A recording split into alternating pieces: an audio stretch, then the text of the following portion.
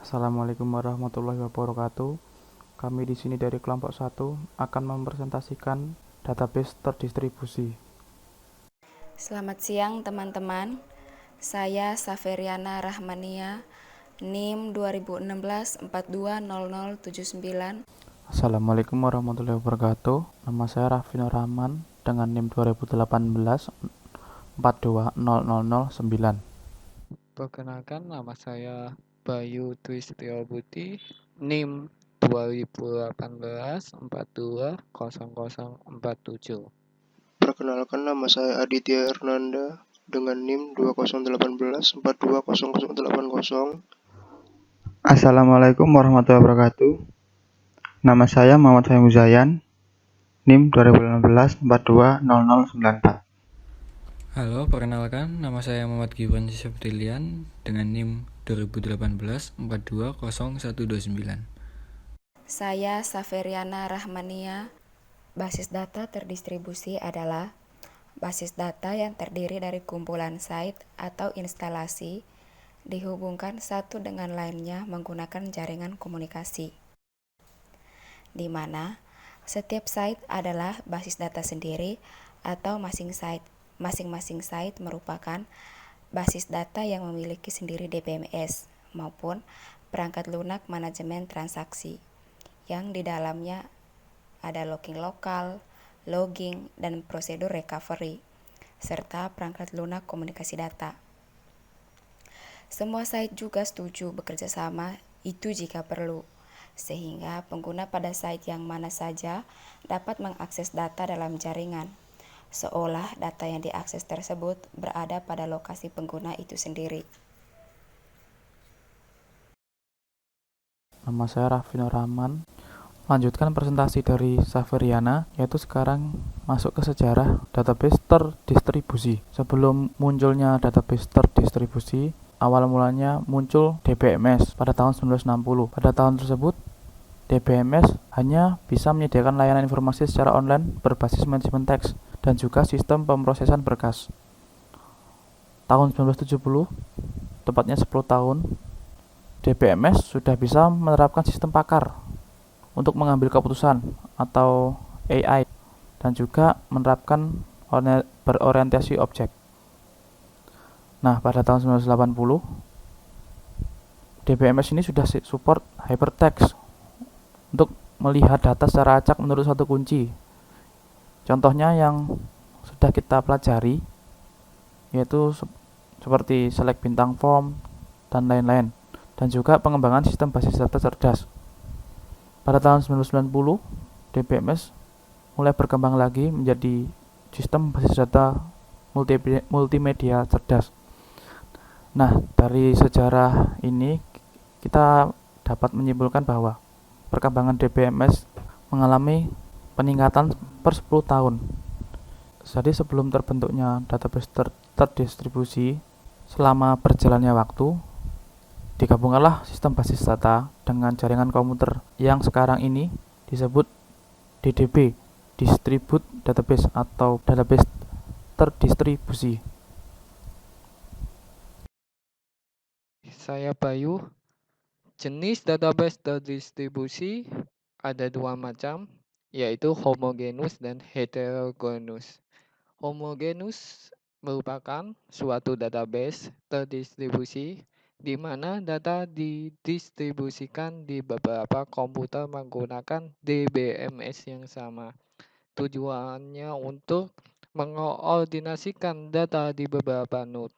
Sedangkan heterogeneous kebalikan dari homogeneous, di mana data disebarkan dengan menggunakan DBMS yang berbeda. Tujuannya untuk menyediakan akses mudah ke data untuk pengguna di banyak lokasi berjauhan.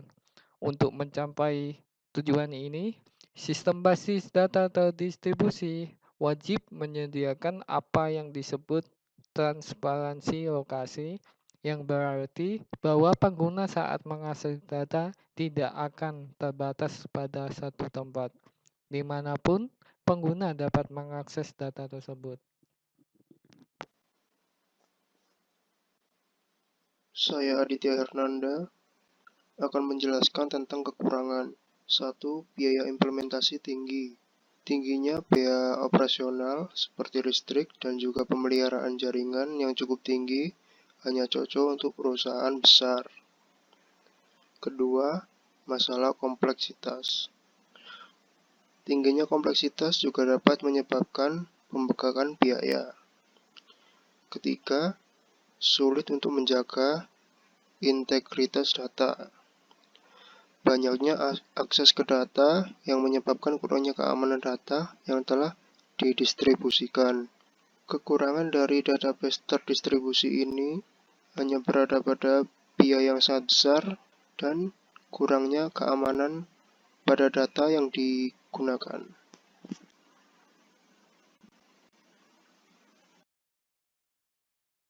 Nama saya Fahmi.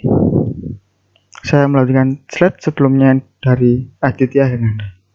Slide kali ini adalah kelebihan database terdistribusi. 1. Kinerja yang lebih baik. Karena data ditempatkan sesuai dengan kebutuhan dan komputer-komputer dalam sistem dapat bekerja secara paralel, sehingga pembebanan pada komputer server menjadi seimbang.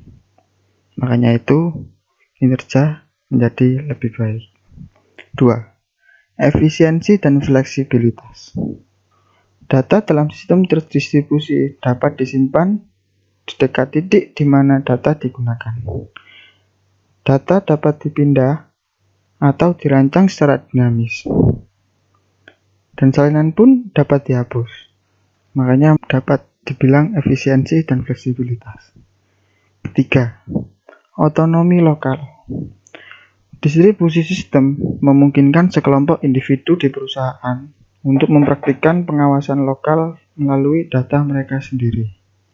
Dengan kemampuan ini, dapat mengurangi ketergantungan pada pusat pemrosesan.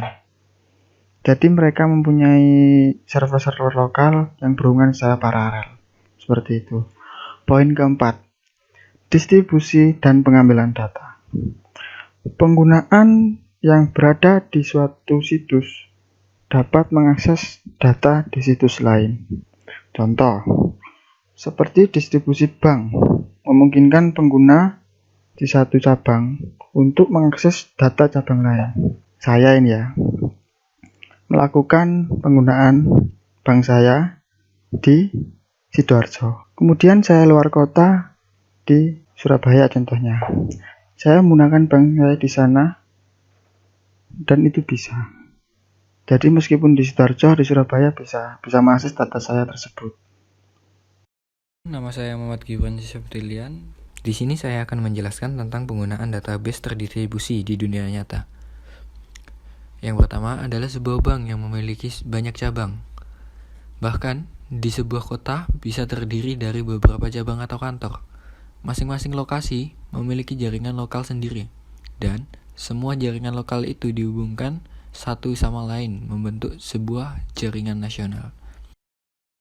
Dan contoh kedua, penerapan database terdistribusi dapat dilihat dari perusahaan listrik negara atau PLN yang saat ini sudah memiliki fitur online payment, yang artinya kita tidak perlu datang ke kantor PLN untuk membayar tagihan listrik bulanan, melainkan kita hanya mendatangi salah satu tempat pembayaran listrik terdekat.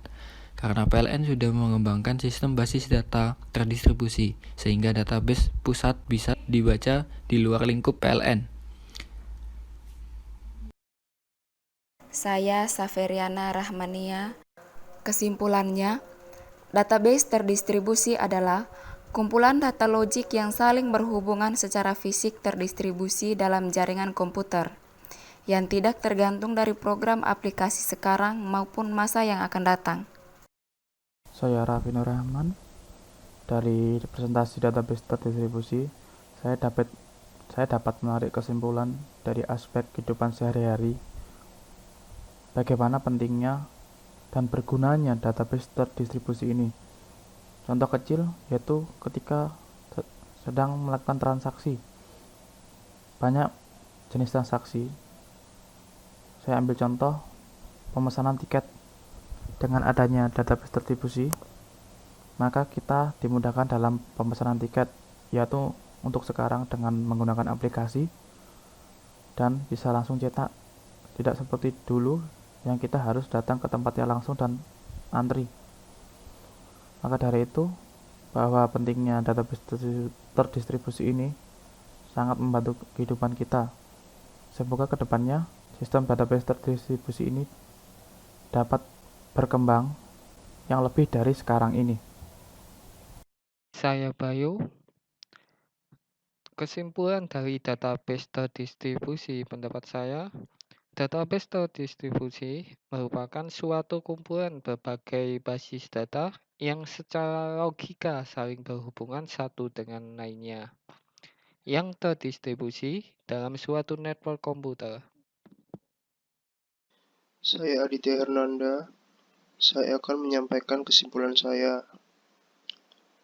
Database distribusi merupakan sistem yang digunakan untuk mengelola suatu data yang tidak terkait dengan suatu aplikasi di masa sekarang ataupun di masa mendatang. Database ini juga sudah diimplementasikan di perusahaan-perusahaan besar sehingga menjadi database yang terkendali. Bank merupakan salah satu perusahaan yang menggunakan database distribusi. Karena bank membutuhkan sistem database yang teratur dan dapat diakses oleh bank itu sendiri, meskipun bank itu sendiri memiliki banyak gedung yang terpisah-pisah. Tetapi setiap bank bisa mengakses semua data yang ada. Karena database ini terhubung lewat internet. Saya Fahmi. Kesimpulan database terdistribusi. Sistem database yang digabungkan dengan jaringan komputer. Ada server lokal, ada server global. Server lokal yakni adalah server yang ada di cabang-cabang tersebut.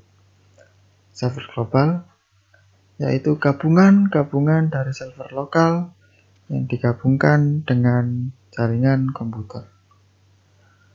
Dalam era saat ini, banyak perusahaan besar yang menggunakan database terdistribusi ini.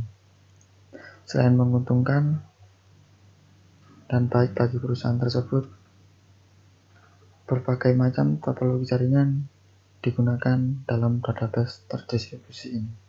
Semakin banyak kantor cabang, semakin banyak pula data. Nama saya Muhammad Giwan Septilian. Kesimpulan yang dapat diambil dari database terdistribusi adalah sangat membantu kinerja agar lebih efisien. Akan tetapi, di dalam kemudahan tersebut juga timbul tingginya biaya operasional seperti listrik dan pemeliharaan jaringan. Sekian presentasi dari kelompok kami. Kurang lebihnya mohon maaf. Terima kasih atas perhatiannya. Wabillahi taufiq wal hidayah.